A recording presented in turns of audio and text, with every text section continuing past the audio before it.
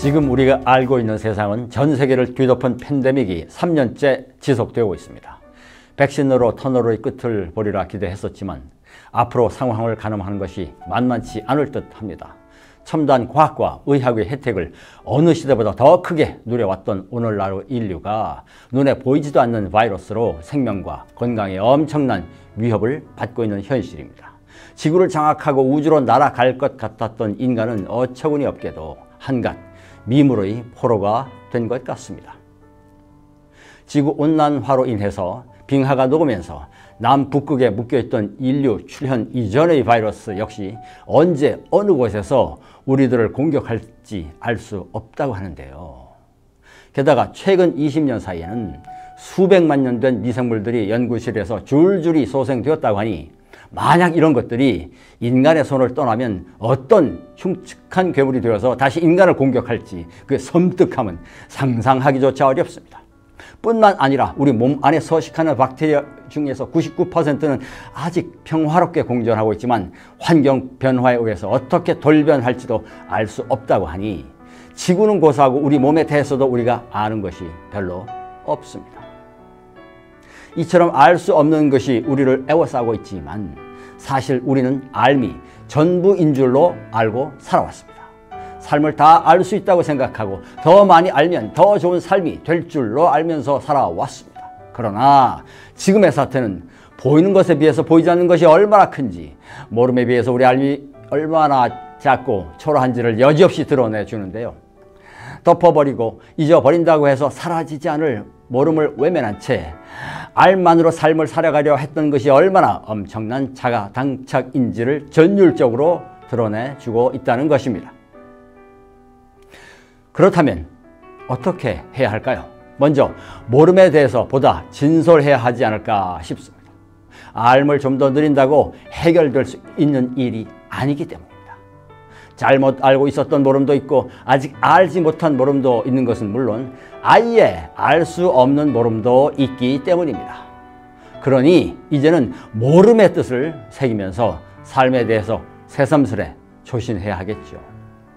따라서 지금부터라도 모름을 더듬음으로써 우리가 현재 살고 있는 삶을 보다 더 찬찬히 그리고 더 촉촉하게 살아갈 길을 도모하는 것이 마땅하지 않을까 싶습니다.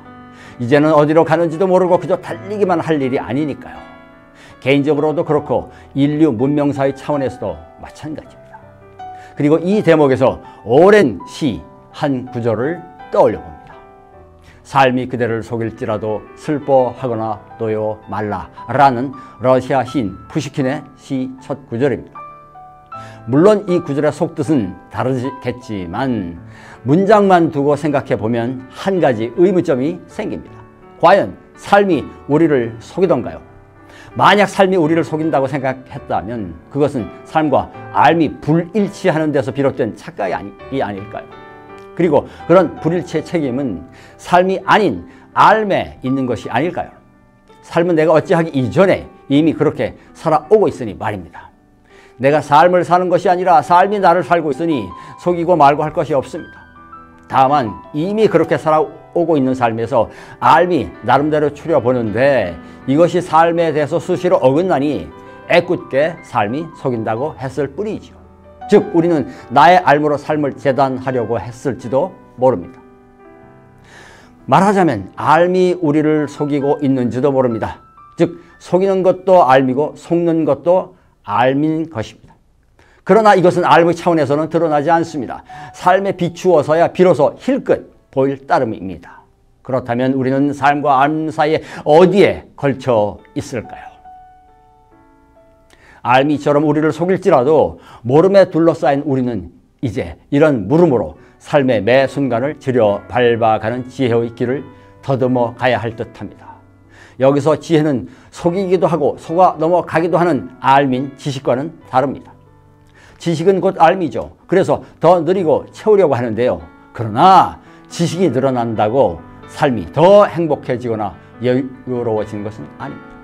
그런 지식은 우리에게 편리함을 주는 것 못지않게 우리를 가두고 속이니 삶을 힘들게 하기도 하니까 말입니다. 하지만 지혜는 다릅니다. 지혜는 이런 삶의 문제를 풀어보려는 시도에서 나온 깨달음인데요. 단순 정보로 추려지는 삶을 넘어서서 삶으로 들어가 더듬으면서 새롭게 일궈내는 길이 바로 통찰이라고 합니다. 그래서 이제부터 우리는 그런 통찰을 함께 도모하고자 합니다.